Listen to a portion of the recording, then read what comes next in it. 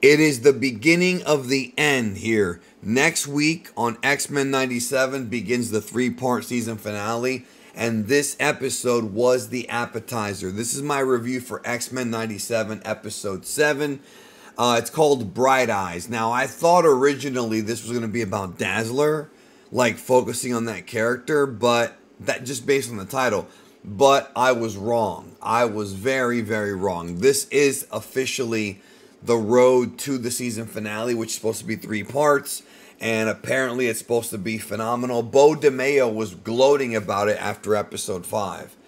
So we begin the episode with a funeral for the fallen X-Men. They're there. Nightcrawler's giving a eulogy to Gambit, but Rogue is not there, and Jubilee's distraught by this. We see Rogue flying at rapid speeds, very distraught, and she goes to a military base, and we have our first cameo of a non-mutant. Well, that's not true, but our first cameo in in this story from a non-mutant, and that would be Thunderbolt Ross. And he actually sounds like the movie version, but that actor passed away.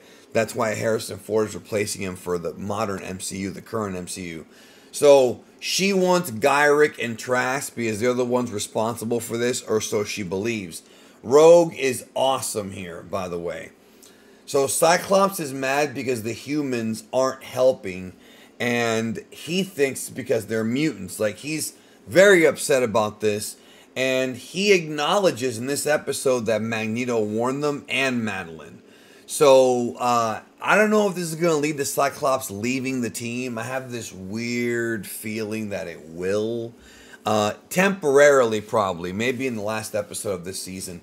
So, this episode was really gloomy because now we're actually picking up where episode 5 left off officially. We went and did the Storm thing, like, temporarily to wrap up that storyline. Now with this, we're refocused again. So Beast meets up with the reporter from the TV special, the one that was interviewing the X-Men.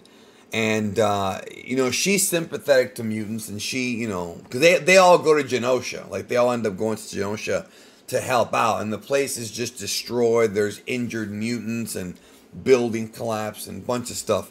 So Rogue runs into Captain America, who asks her to calm down because they're both on the same side. So we find out that Captain America hacked the servers to find Gyrick in Mexico.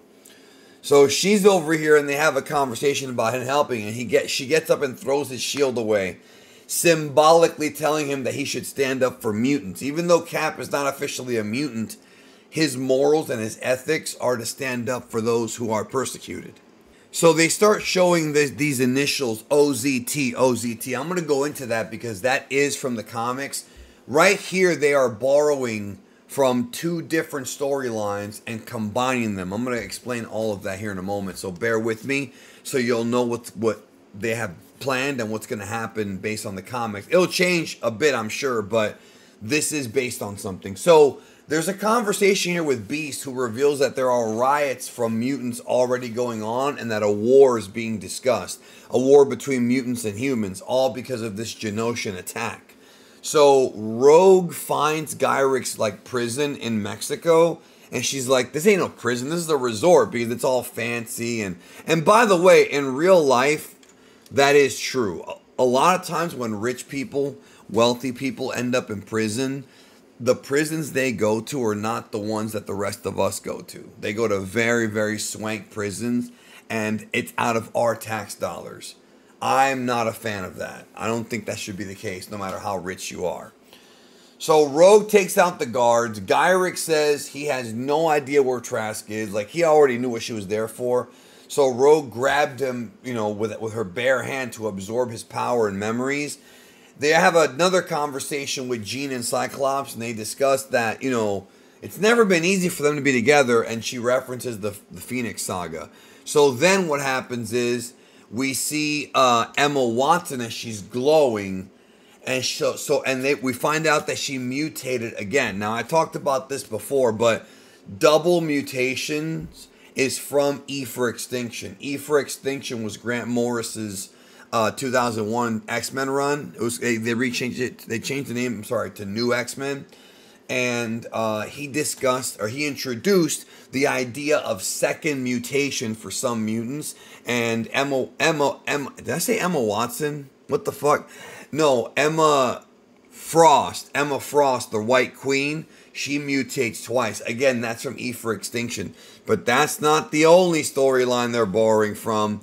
So Mr. Sinister was the one that used Trask's DNA to lead to the attack. So that's, at least we know that Sinister's involved. They teased that last week.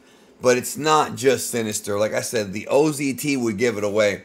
So there's a side plot here, a subplot where Sunspot meets his mom. And she already knows he's a mutant. Like, she figured it out. And at least she loves him still. Rogue, throughout the whole episode, is a train wreck. There's a scene here where she's crying, and Nightcrawler's trying to make her feel better. And then there's a scene where Henry Gyrick is woken up by a mysterious man who kills him. And now it's shocking because now Gyrick is dead too. And I'm looking at the shape of the guy and I'm like, is that Bastion? Oh boy. So Bolivar Trask, they find him and he quotes Oppenheimer and is trying to like commit suicide. So he reveals that OZT is a new group that rose after him. And Trask talks about Sinister's plan to build a new type of Sentinel. And then Beast is like, how does Sinister have this kind of technology? So Rogue, who was holding him holding Trask by the collar, lets him go. And he ends up falling down, or so we thought, to his death. And all the X-Men were like shocked at that. But this is her justifying it because of what happened in Genosha. She blames him. So there's a big explosion. Trask is all jacked up. And he mutates into a human Sentinel. Prime Sentinel Protocol. This is all Bastion. So let me talk about what's going on here. So in the comics, there was a storyline called Operation Zero Tolerance. Right? Operation Zero Tolerance is the storyline that where the primary antagonist was Bastion. You may have heard Comics Explained talking about Bastion these past couple weeks, and Rob nailed it. Rob totally nailed it. This is Bastion. Now, in the comics during Operation Zero Tolerance, S.H.I.E.L.D. does help out the X-Men. And that could be why we've already seen the introduction of Thunderbolt Ross and Captain America. I think it was more than just cameos. We may see some Avengers actually helping them out. We'll see. We'll see. So if I remember correctly, Bastion was the one behind the Human Sentinel program, the Prime Sentinel Protocol. And that is how Trask became a Sentinel. So there's a big fight or whatever. And while that's going on, Cable, or right after that, Cable appears once again. Jean Grey reads his brain, realizes the truth about his origin, and Cyclops even called him Nathan. So Cyclops even recognized him. Then Cable called him Dad. This scene right here felt rushed, as it could have been a much more emotional scene of Cyclops being reunited with his son. I get that they're pressed for time, but I was kind of hoping for a little tiny bit more emotion there. So we find out that Sinister's working for somebody bigger, and he's arguing with this mystery man. And the mystery man is Bastion. So he references X-Men 92. He even talks about how they've been trying to... The villains have been trying to beat the X-Men since 1992. And they failed. So already we have in place here who the big villain's going to be to wrap up this story arc. And Operation Zero Tolerance is phenomenal as far as a great storyline for this show, for this X-Men 97 show, following up on the impact of the Sentinels in X-Men 92. If you notice, the Sentinels in many ways are the main villains of the animated X-Men show. Like, you would think it'd be Magneto, because that's always been one of their arch nemesis, but he's also a complicated character that's also an ally in some cases, nowadays for sure, in X-Men 97. But what we're talking about here is, you know, the Sentinels always come back, and because they're robots, it's not like they can just have ethics. They're just androids. They're giant robots, whatever, you know, cyborgs in some cases, now that we have them inside of human bodies. So it's not like they, you know, can eventually turn good. They're programmed to destroy mutants, and that is the villains that kept coming back over and over again, especially in X-Men Season 1 of the 92 series. You know, that's really when the Sentinels were the main villains. Now, Bastion has a lot of... Now, I don't know what they're going to do in the show, like how his powers are going to be, but he is very powerful. I mean, he actually has the ability to adapt to an enemy's powers, and apparently he was given some of the techno-organic virus, the same one that Cable got. He got it, and because of that, he can actually use techno-mechanical material, sort of like what Cable can do. Bastion also has a power where he can create these prime sentinels, these cyborg mutants. And basically, the techno-organic virus is what allows him to do these things. So Operation Zero Tolerance is set. Magneto is revealed to be alive with the collar around his neck. And they even discuss the fact that Xavier is alive too, and talks about how that whole thing was a lie. That I guess he never died, which was discussed, you know, in the last episode, a couple episodes ago. I think it was last episode, yeah.